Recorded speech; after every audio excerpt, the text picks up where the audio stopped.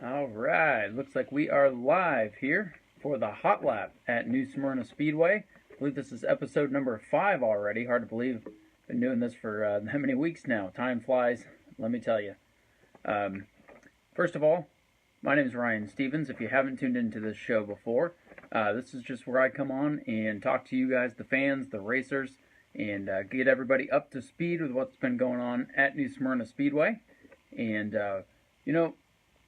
this is the first week that I've come on and not had racing to recap. So I got creative, and I still have some good stuff for you today. So we'll let the viewers kind of pile in here, and then we'll have a little bit of fun. We'll talk some racing, chat with you fans, and see what you all have to think. And we'll get you guys ready for what should be a great weekend of racing. If we can just get Mother Nature to cooperate. It's going to be another thrilling night, and I guess first things first, we'll go ahead and recap Saturday night. It rained. There's your recap. That's what it did. It rained pretty much most of the evening, and another rain out, and it was the last thing we wanted to do with a big night plan, the $10 admission, the $1 hot dogs, the $1 beers. And getting everybody out there. That's our worst fear, is getting everybody to the racetrack and then having to cancel like that. So kudos to anyone that came out, all you drivers that were there ready to go. We appreciate you. And Steve, it was liquid rain. It was not frozen water. It wasn't the frozen water this time. That's a little inside joke between me and Steve there. But yes, it was liquid rain. We don't get the frozen rain here in Florida, thank goodness. But that's just been the story of our season, rain and so much of it. And for those of you saying, well, the sun was coming out, well, I left the track somewhere after 7 o'clock, and it was still raining on me when I went to the parking lot. Not to make excuses, but just to state the facts. When it rains that late into the evening, you have the issue of taking an hour plus to dry the track. People getting to the track, people that see the forecast and know it's been raining, then they don't want to come. Nobody's there. So it's a tough call. You can go ahead and say it's a balls and strike call for the track to make, and some of you guys aren't going to like it. Some of you will agree with it, but that's what happens when it continues to rain that late. If we get a passing shower, we're not just going to cancel at 9 o'clock in the morning anymore. We've gotten past that point. The track management has worked to get us past canceling the day before, past canceling at 9 o'clock. The weather's so unpredictable. It's like I said last time, don't look at your weather radars on Tuesday or Thursday or Friday and make a decision. Keep up with the weather during the day because it's going to be more accurate during the day, but it's so unpredictable. I check one day and it says it's going to rain all day. I check the next day, it says it's going to be sunny, then it's back to rain. It doesn't. Nobody knows. It's Florida. So, it's just one of those things where we have to deal with it during the summer. And if we get a passing shower and it comes through and the sun comes back out, and the track will dry itself, basically. I've seen it happen already this year. We had a huge storm that lasted about 20 minutes. It poured, everything was soaked, and I mean, within half an hour, without even putting vehicles on the track was dry. So that's the kind of thing we're trying to hold out and see what the weather's going to do. But again, we're trying to get these races in, and we appreciate your patience for that. But yeah, that's the recap for Saturday. It rained, and it rained a lot. I was dodging puddles and mud, trying to get back to my car just to get out of there. So I sympathize with all of you that had to deal with those same conditions on Saturday. So without having much to talk about as far as action, I went ahead and put together some mid-season superlatives to give out to some of our drivers and some of our divisions. Now, this doesn't mean you're getting a physical award. It's just something I made up on the fly today when I was preparing for the show.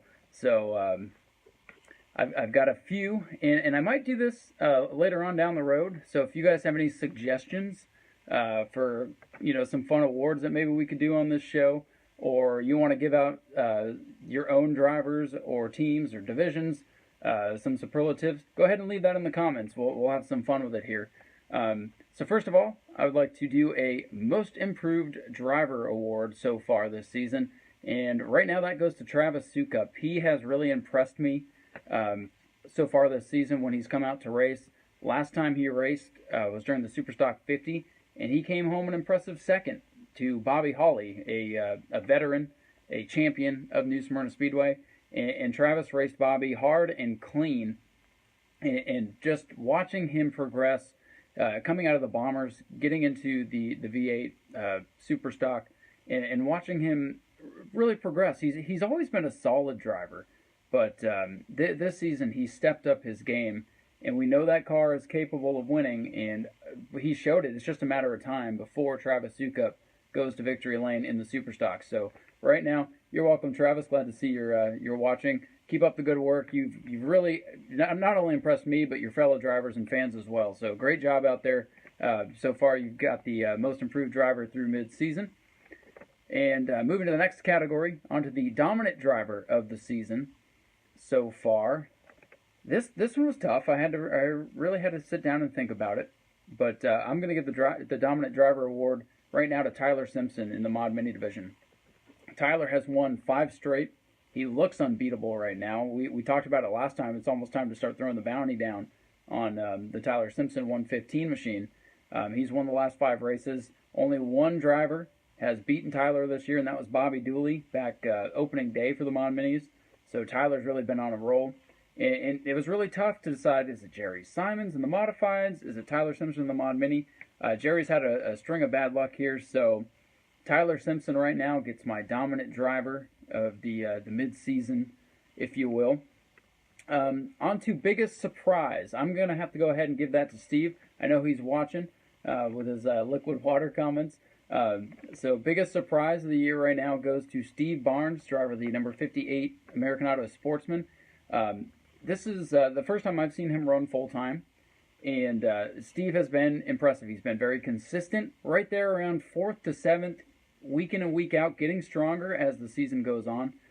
Steve is up to 2nd in points behind Patrick Thomas.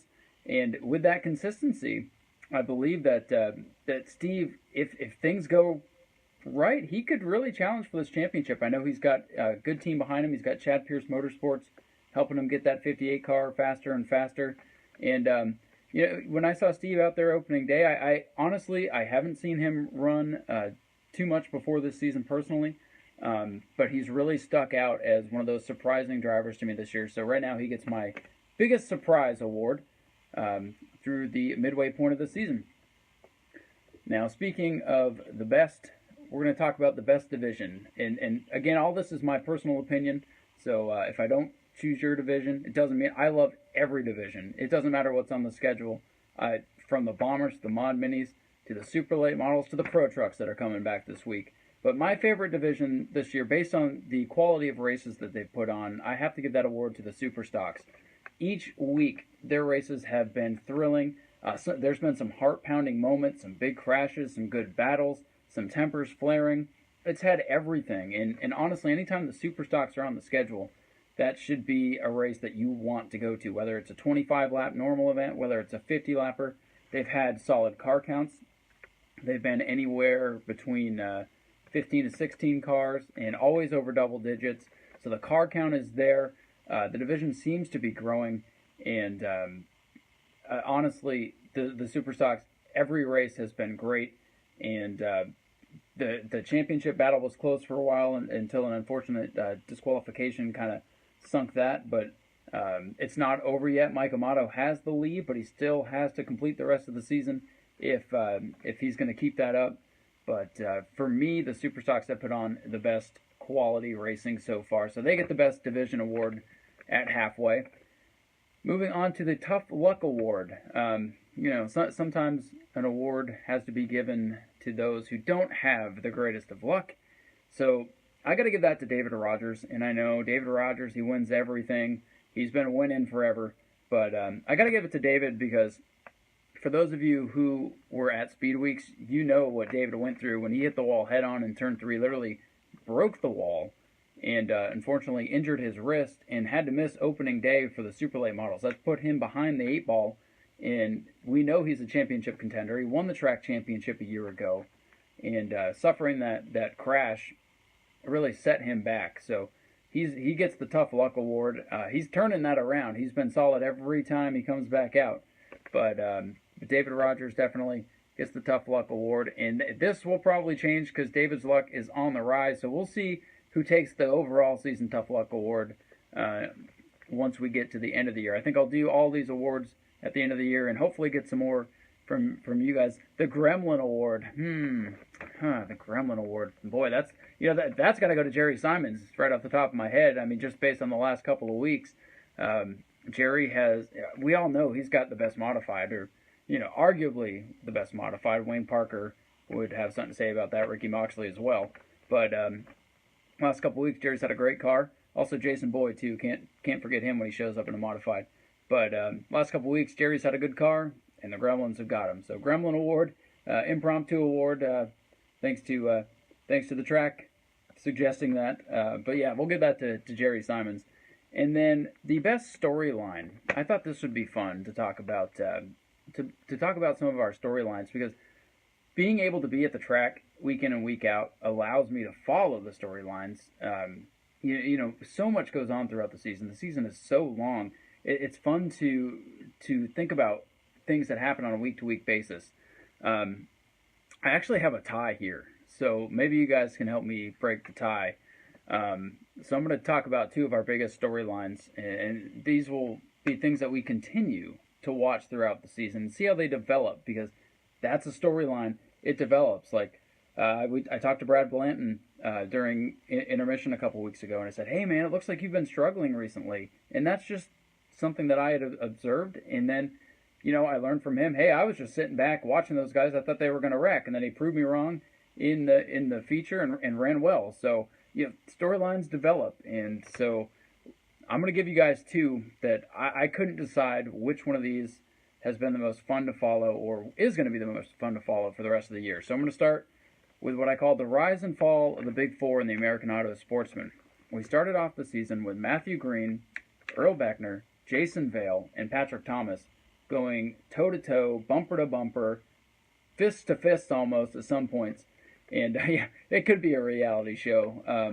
But we started off with those four guys showing up week in and week out and being the dominant players. You didn't know who was going to win on any given night.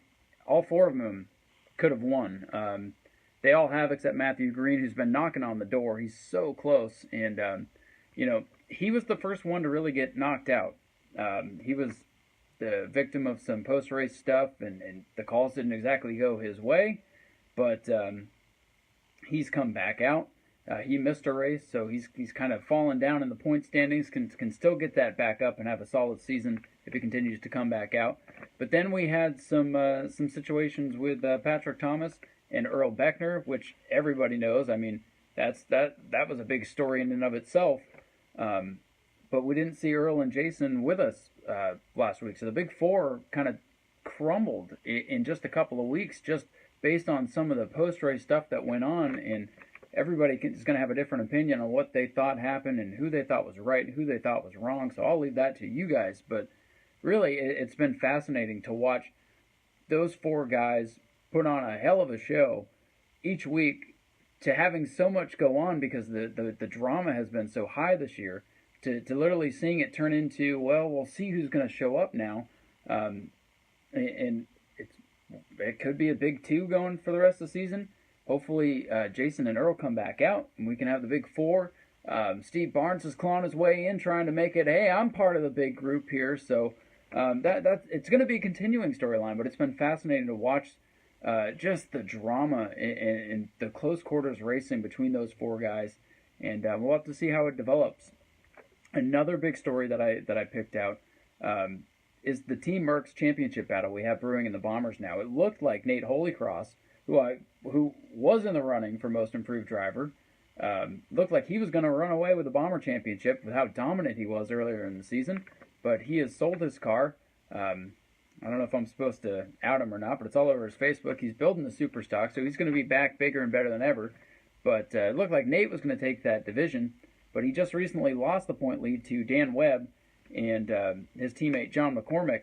Dan leads John right now by just 11 points. So the swing in the Bomber Championship has gone from, well, it looks like Nate Holycross is going to dominate. Now it's going to come down to the teammates who we had on our Pit Pass podcast on Saturday, which, if you didn't check that out, you might want to hop on to our Facebook page and the YouTube as well and check that out because it was fun. Real down to earth guys, great guys, a lot of fun to talk to. Triple Crown winner Dan Webb. Yes, that is correct. Another thing that I made up. I like to make up stuff, so I make it a little more fun.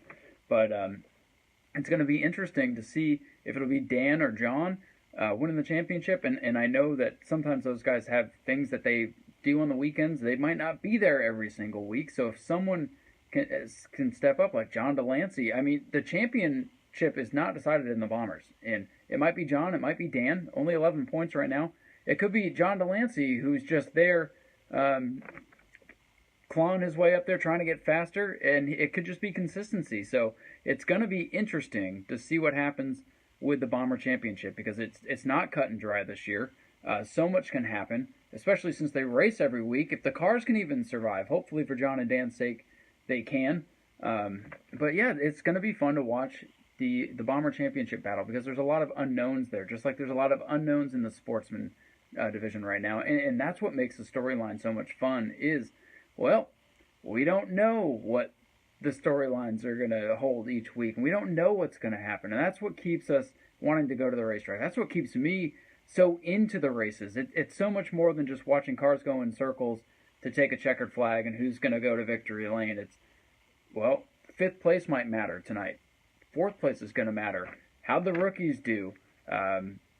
How did the Big Four do? How did that driver who I've never seen before run? Are they going to be a player if they keep coming back? So we'll see how these storylines continue to develop, and that's what we'll be talking about on this show as we go throughout the season, as the races unfold, and as we recap them and talk about them, and as you guys chime in with your comments as well. So John McCormick, Rookie of the Year.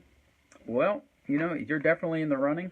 I didn't put that on here. So that's a good one to think about, but that's an award definitely for the end of the season that I would always do. And we do a Rookie of the Year for every division at the banquet. So if you do win Rookie of the Year, you'll get to come to the banquet and get your trophy. But I'll give my overall Rookie of the Year at the end of the season because I want to see who all is going to continue to run each and every week. Because that's one of those awards that I think to qualify you got to run every week. So we'll definitely do that at the end of the season for sure. So that brings us to the end of the mid-season superlative awards that I came up with today to kind of help fill the time and give you all something to talk about. And so I appreciate you all hanging in there. And since we didn't have any racing this week, I could have sat here and talked about rain. I could have sat here and debated with Steve about liquid rain, or liquid water and solid water, gaseous water, whatever it may be. But I decided I'd have a little bit of fun and throw some stuff your way to make this show a little bit more entertaining for you. But now we're going to move on and talk about what's coming up this Saturday. It's another big night. And for those of you who want to sit back and say, well, New Smyrna canceled this week because they had a promotion, that is absolutely not true. And just to prove anybody who might be thinking that, just to prove you all wrong, we're doing it again this weekend. It is our O'Reilly Auto Parts presents Christmas in August. I almost said July, but no, it's Christmas in August. I can't believe it's the end of July already. It just seems crazy to me how fast this year has gone. But it's Christmas in August coming your way. We're going to do the $10 general admission again, folks. So for all you fans, $10 gets you in the gates. We're going to have the $1 hot dogs back. We're going to do the $1 land shark drafts until the kegs run out. We have 2 kegs, so come thirsty, drink responsibly, please, please. We don't need any craziness, but come have some fun. $10 gets you in, and then you can eat dinner for $1 and have a drink for $1. So for $12, you can get to see the races, have a hot dog, and have a beer. I mean, you can't go to the movies for $12, and we have better drama than the dang movies these days. They're all remakes anyways, so movies, whatever. So come to the racetrack. If you haven't been to New Smyrna for a while, come to the racetrack, and that's where the real fun is. That's where we get to see real hard-working people give it their all for a bunch of people they don't even know. So that's better than any movie I've seen, especially lately. But so what are you going to see, you're probably asking. So, okay, I'm getting in for $10. I can get cheap beer and cheap food. That's great. But what am I going to see? Well, the pro trucks are coming back. Easy for me to say, and I'm the guy they pay to talk. But But yes, the Pro Trucks coming back. We were going to have them earlier in the season. Of course, Mother Nature won that, but we're done with that stuff. Mother Nature's going to let us race this weekend, I think. So the Pro Trucks are coming back for a big 50-lapper, plus the American Auto Sportsman. So again, storylines. We'll see how that develops. We're going to have our Mighty Modifieds as well, along with the Super Stocks. Those Super Stocks that won my award for Best Division so far this year. And then, yes, you get to come out and see the 2X of Mike Amato. Mike Amato, point leader in the Super Stocks, chiming in there. And then the Bombers will be there as well. Speaking of the Bombers, for you Bomber guys, I know there's a few of y'all watching. Your town hall meeting will be this week, and I believe that's going to go on from 2 to 3 o'clock.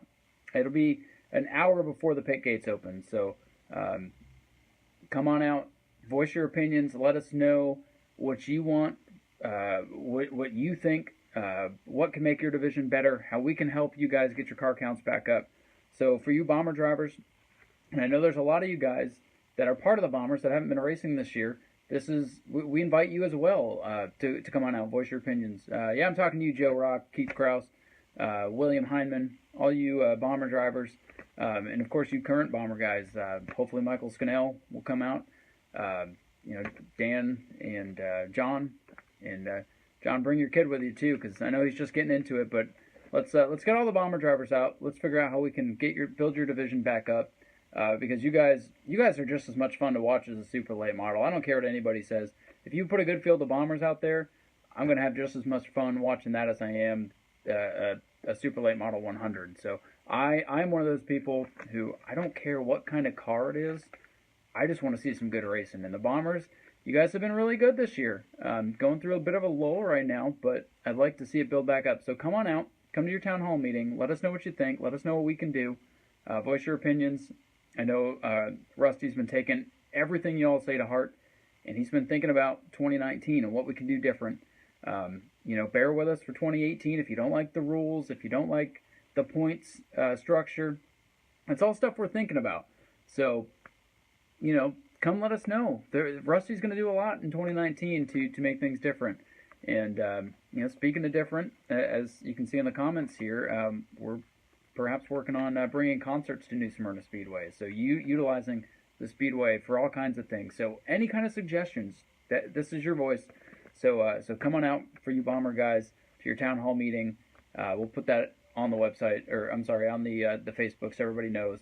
And but again, this weekend, it's going to be a heck of a lot of fun. Pro Truck's coming back. If there are any of you Pro Truck guys watching, I can't wait to see y'all race. It's been way too long. I love watching you guys race. Like I said, anything that puts on a good show, and anytime I've seen the Pro Trucks on the high banks, it's been fantastic. So hopefully we get a good turnout. Look forward to seeing all you guys out there. Pro Trucks, American Auto Sportsman, Modified, Super Stocks, Bombers. Going to be a great show. Just $10 to get in. We're going to have a party. We're going to make it a party. Adam's going to be up there in the booth with me. He's probably going to take the wireless microphone and go through the stands and be kind of crazy and really pump you guys up. What we want, we almost want to shake the grandstands, not to the point where they're going to fall down or anything, but we want the place to be alive. We want you fans to feel alive. So we're going to give Adam a chance to call his first races. We're going to let him take the mic. We're going to let him, and he's even saying, I'm going to be in the stands, and he's going to be giving away stuff. So Adam's going to take it out there. He'll be talking to you guys. I'll probably come out there and talk to you guys as well. Who knows? Maybe we'll announce a race from the stands. We got all kinds of fun things planned. So really, we're going to have Christmas in August. We're going to make it a party. We're going to have some fun. We're going to let the racers put on the show, but we're going to keep you all entertained in between. Pump up some music and pump you fans up. Make sure you're having a good time. So we cannot wait for Saturday. Can't wait to see you all there. Appreciate you guys tuning in. I think it's about time to go make some dinner because I am hungry. It's been a long day. But I enjoy talking to you all, and I can't wait to see you at the races. So that's going to do it for this edition of the Hot Lap.